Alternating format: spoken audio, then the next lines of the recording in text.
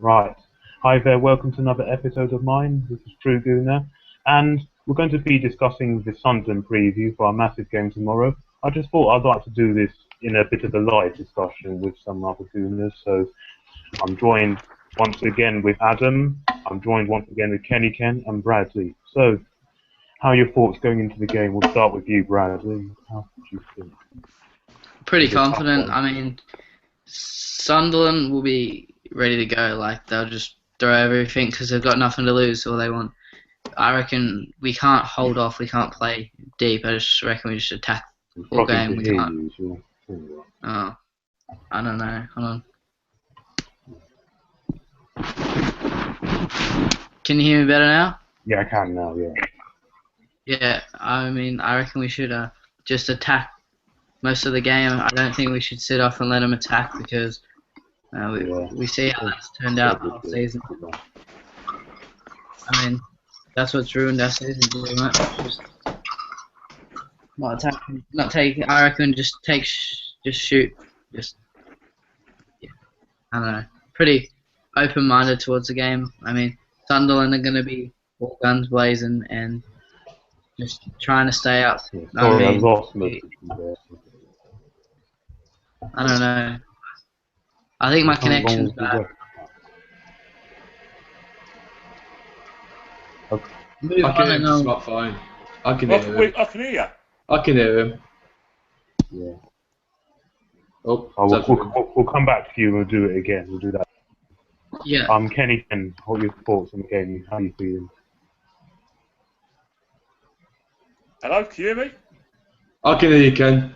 Yeah, I think Steph, take your mute off. You left yourself on mute, Seb.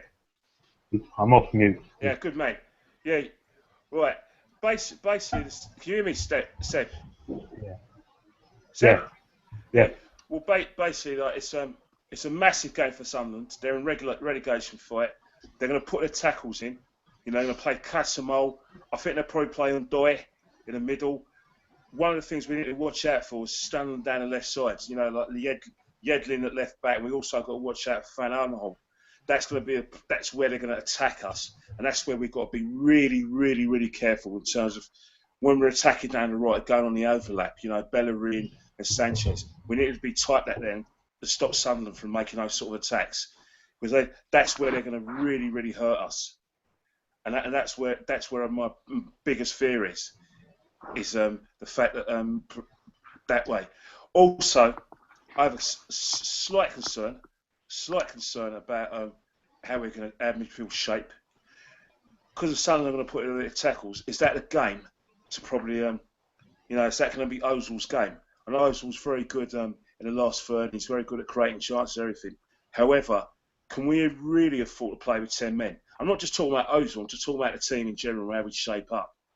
Because basically, to hit Sunderland, we need to move the ball really, really quickly, especially around last thirds, and also when we don't have the ball, especially if we lose ball possession, we need to be sort of not have a situation where only one midfielder is trying to tackle four overlapping attacking midfielders. So we need to keep it tight, and I think that's where it's got to be horses for courses. I don't think Gabriel's going to play. I think Osmanga's lost trust with him, so I think Peter Matasaka will definitely play, and I think he's trying to fit Ramsey in the team. So I think, I wouldn't be surprised if Ramsey gets in all that, which means he might leave Ozil on the bench, or he might leave Coquelin on the bench to play Ramsey and El Neni like did on Thursday.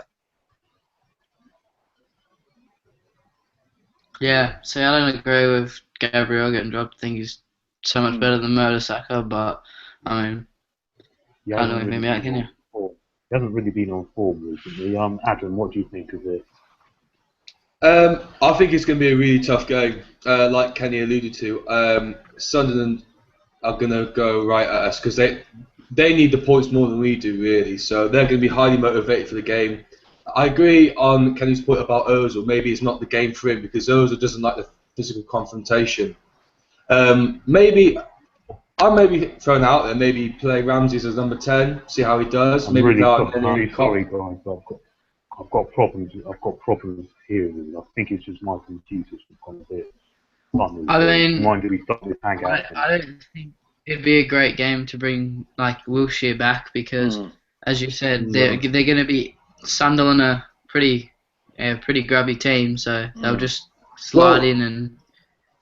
When we played them at the Emirates, it was quite a long time ago. They were the better team, if you remember. That Van Aanholt was a very good player, rated very highly. He was bombing down the ring. He almost scored to make it 2-2, if you remember. It was only Ramsey who scored in the 90th minute who sealed the deal for us, really.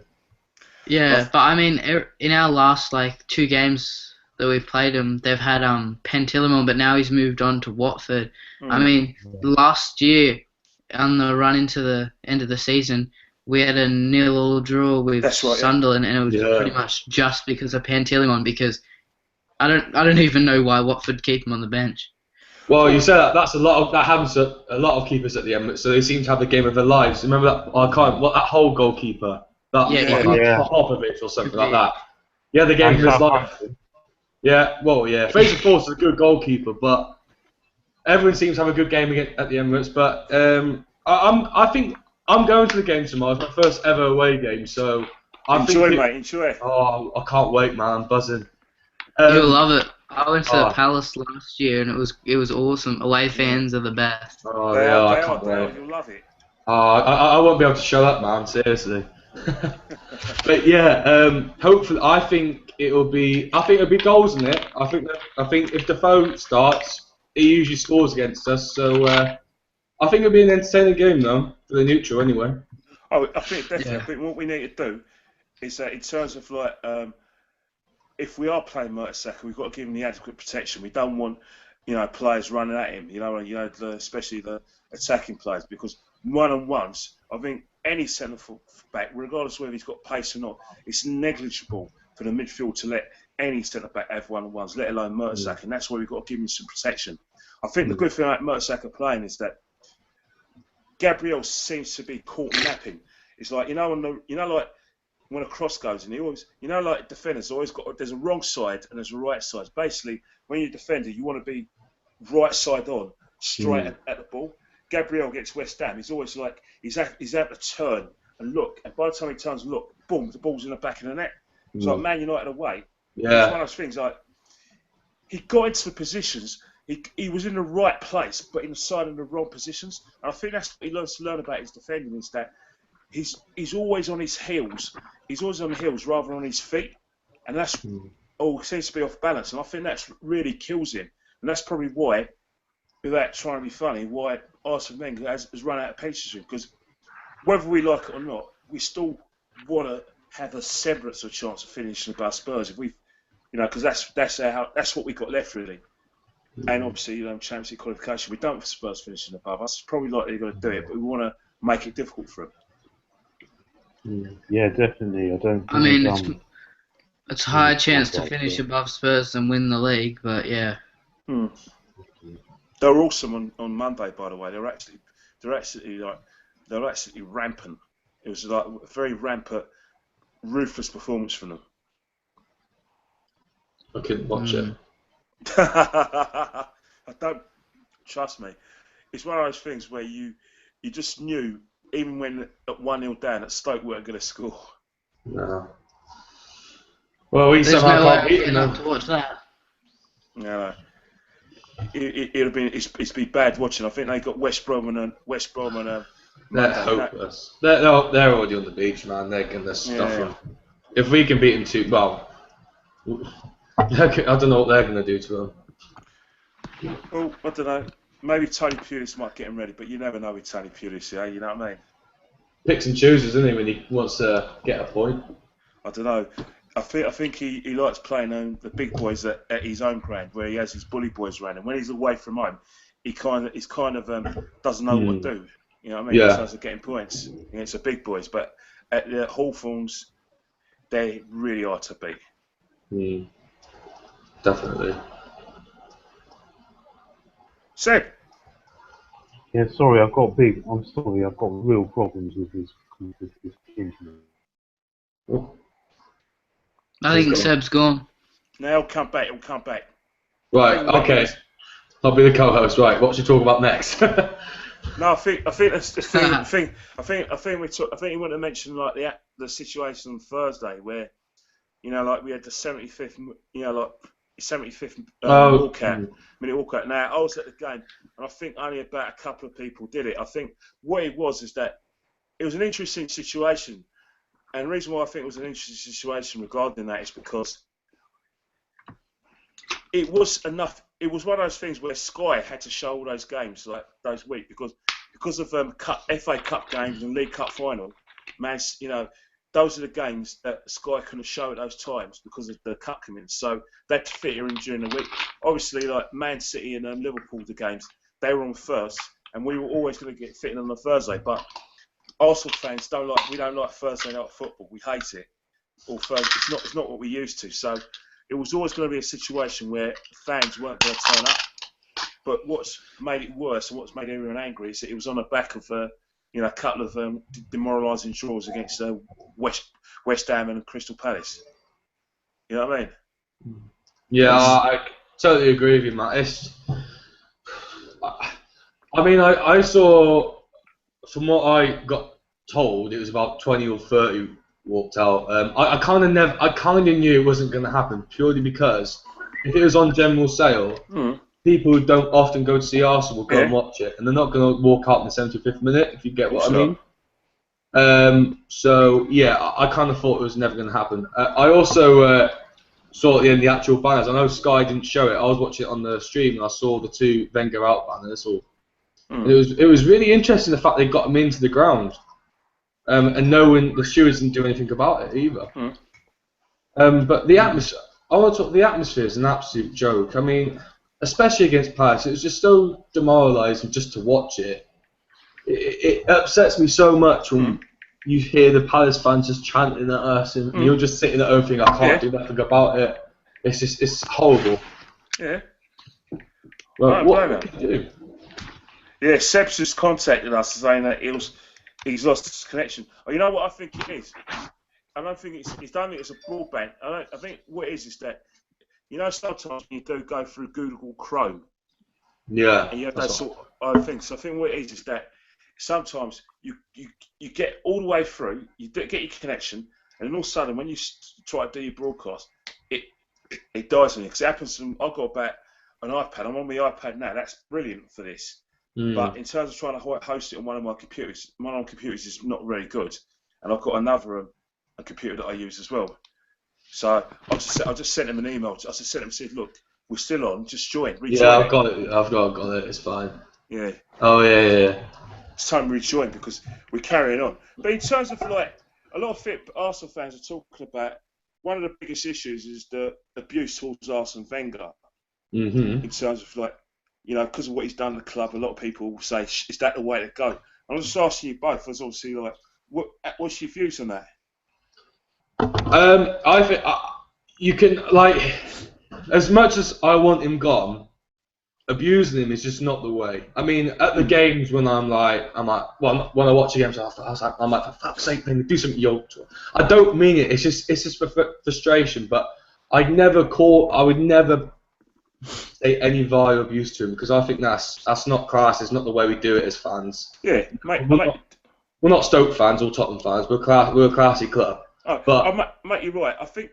What about you, Brady? Because I mean, you must have heard about it, you know, back in Oz. About Crystal Palace fan. Yeah, Crystal Palace. Like a few fans were using foul language towards him. Yeah, I mean, like, the way I feel is like, you can't exactly entirely blame Wenger because, yeah, he's the manager, yeah, he picks the team sheet, yeah, he picks that. But then again, these guys, they're all class players. They all go out there and they all should be doing their job. But that's what they get paid for.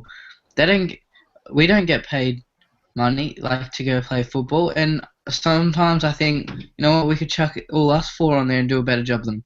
They get paid in ridiculous salaries that people would get paid in a year, but that's what they get a week. They should be out there playing their heart out, not just playing.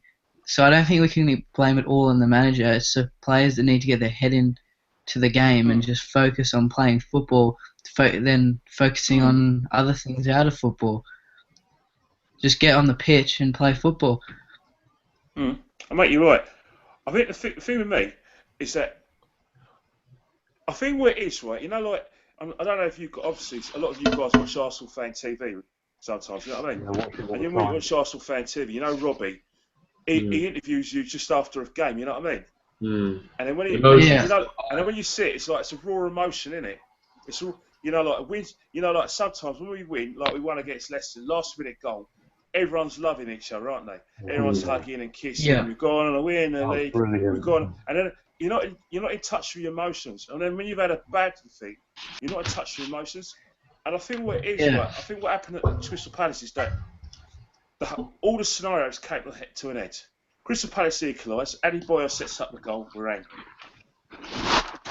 We fancy the prospect. If Spurs win, we go 8 points behind them. We're going to finish behind Spurs. We're out of the title race. Yeah. Culmination of all of that. Full defensive mistakes. You're angry. The person you hold accountable, i.e. Arsene Wenger, is standing right in front of you. And the whistle blown. I mean, I'm anti-Wenger. Now, I won't abuse him, but I'll say to him, I'll say, mate, come on, sort this out. You need to take the account for this. And all I'm saying is that I'm not condemning the guys who swore, because they've taken their emotions to another level. But final whistle's gone. He's right there in front of you. You know what I mean? Or put it another way, the player who made a mistake is right in front of you. Final whistle. Yeah. I mean, like, I agree with the Arsenal fan TV thing about, like, just after a game and stuff like that. Like, I won the competition last year, and that's how I got to go over there. And, I mean, I went to the Monaco game, like, at home after the 2-0, and, like, I can send you my interview from after that, and I'm telling you, it was the most heartbreaking thing of my life. Yeah, I'm not surprised. But then again, I got to see Palace away with the Saturday before, which was all right, and then the 3-0 at home to Everton, which was good. But you can see the differences from. You can see the differences of my emotions after every game. It's raw emotion. I think Robbie's fantastic in that respect. It's that, you know, like it gets it. That's probably why his channel works. It's because what it is, right, is that, you know, like if we're having a conversation like this, we're all like I said, we're all talking general football. I think what it is that he has to have different characters on there. He has to have like Claude on there because Claude's old school. He goes home and away. Ty's like the merchandise man. Mo's the sort of articulate, and Bully's like Bully's Bully.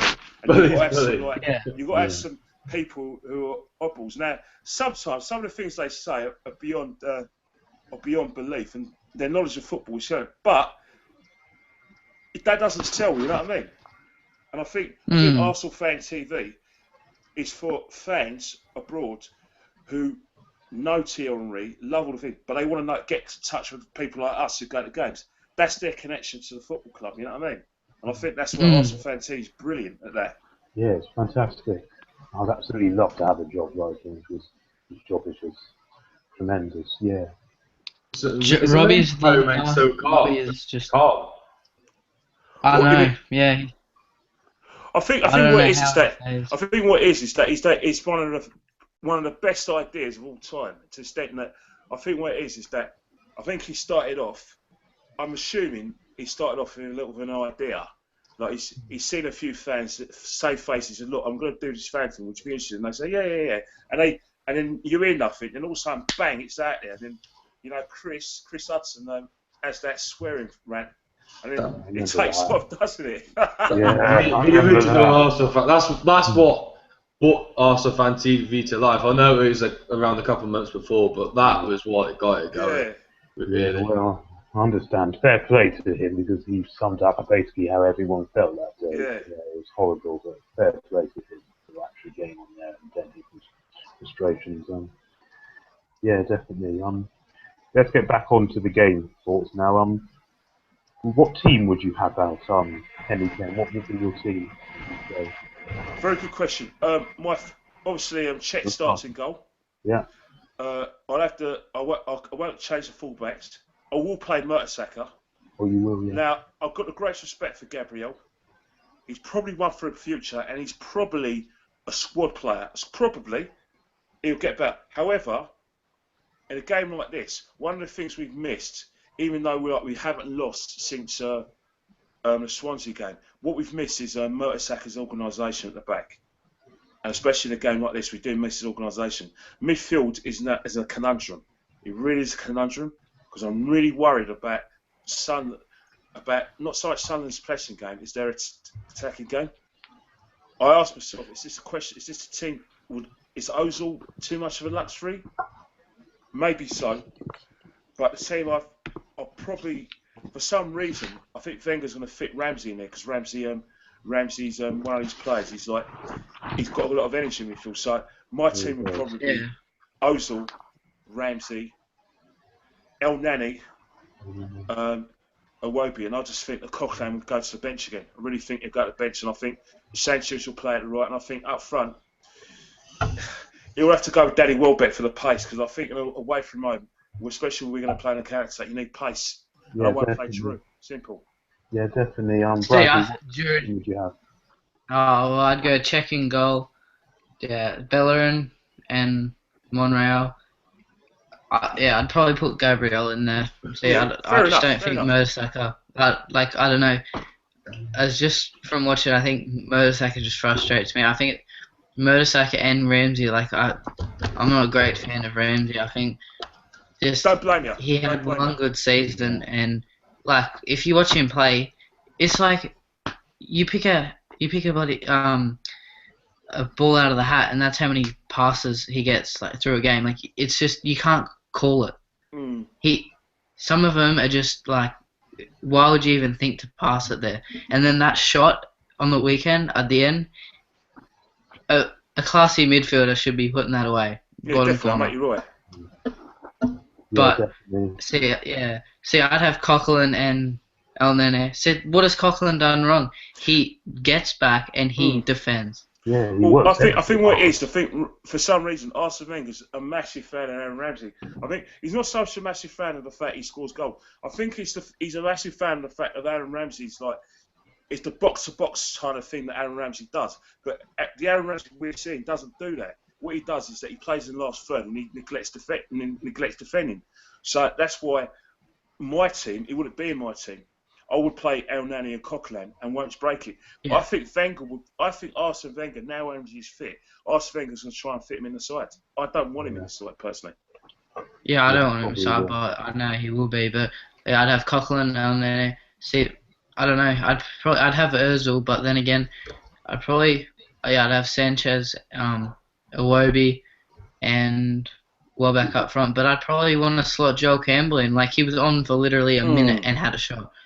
Yeah, I think he, honestly, I feel sorry for the guy. He should just go because he'd get more game time somewhere else. Oh, absolutely. And he deserves to have more game time. I'd love to have him still at Arsenal, but don't get me wrong, I love him, but I just don't feel. I feel sorry for him. Yeah, he's not getting what he deserves. Something in there which Wenger doesn't like about him. There's clearly something. Cause did you remember that West Ham game? You didn't even get on the bench, and the likes of Theo Walcott, who hasn't been performing, got in ahead of him. That one I didn't understand. Yeah, I mean Walcott's been bad. Yeah, he hasn't done it. Adam, let's have your thoughts on what team would you play? I play Chet, Monreal, Koscielny, Mertesacker, Bellerin. I'll stick with Coquelin and El Nene in the middle of the park. I'd like to say I'll give maybe Iwobi a rest. Just to the problem is if we play him every game, I don't want him to get ahead of himself. He needs to be, just kept on the level. So maybe give Joel a run out. I'll play Ozil, number 10, and I'll play Sanchez. I'll definitely play Welbeck, and Walcott can stay at home. Yeah, yeah. I've noticed in this you've all gone for Welbeck, which I would do because of his pace, but. Don't you think also Giroud's hold-up play in this game would be beneficial if he comes on? To a certain extent, but some defenders like Yunus Kabal's got a lot of pace. And so's it. But I think pace is on the counter-attack. Pace is probably where we should be going. I think Giroud. The thing with nothing with Giroud is chance conversion. leaves a lot to be desired, especially in the last few weeks. And I don't think he 13 warrants games. a place. Yeah, I don't think he warrants a starting position. He's probably better off the bench. Yeah, I think he's a lot better off the bench because you've seen off the bench he impacts the game a bit more and he holds up plays pretty decent, especially away from home. I feel it's actually pretty decent. But yeah, I'll agree with most of you. I'll start with Welbeck. And just before we wrap it up, let's talk a little about Sunderland's form. If you've actually seen Sunderland's form, they've only lost one of the last 6 games, and they got that crucial win last weekend, massive win against Norwich. So, of course, they'll be wanting to play for everything. So they won't park the bus, as you know. They'll obviously be trying to attack because they need to get something. So, yeah, this will definitely be hard. And yeah, just before we wrap it up, let's have the score predictions. Adam, start with you. What do you reckon the score will be?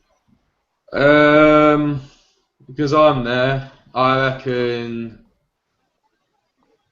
I think it'll be 2-2. I reckon I can see us going 2-up and bottling it. Yeah. I really can, honestly. Don't be surprised. 2-0 up at half time. Sunderland scored 60th minute. Last minute, Jermaine. Yeah, it's gonna happen. Kenny, what's your prediction? I'm going to go 3-1 Arsenal. 3-1. Bradley, what do you think? 2-1 Arsenal. Going 2-1. Yeah. Just like before we go, like what do you guys think we need to buy in the summer? Whoa! How long you got? Wow. All right, simple. World-class centre forward, no doubt. World-class centre forward, a centre half, and we need box-to-box midfielder. Not a DM.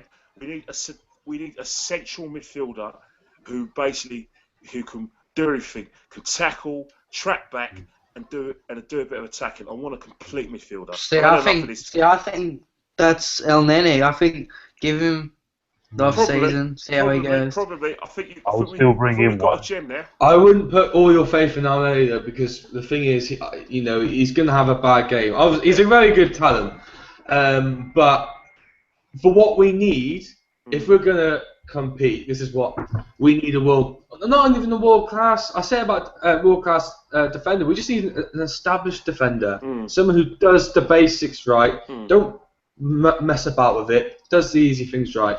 I think because let's think of our injuries as well. Al Nene's going to get injured at some stage. It's inevitable. Everyone gets injured at Arsenal. Yeah. So we're going to have to get another one in.